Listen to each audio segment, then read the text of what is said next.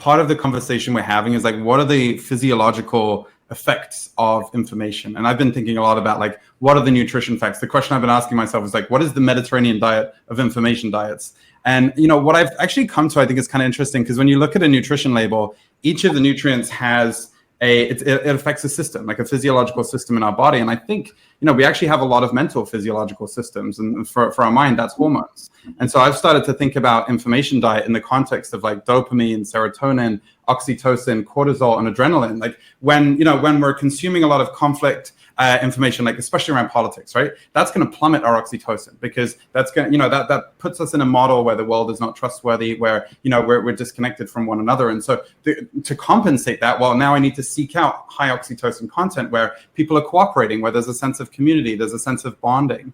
And so I think in that view, we can kind of like, it's a bit more actionable to think about like, how am I physiologically affected?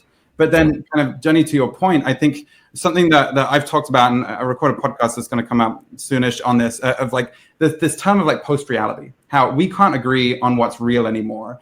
And I think that's really, really like much more fundamental than we realize. Like Mark Zuckerberg was on doing a press tour a little while ago, and he was talking about mixed reality.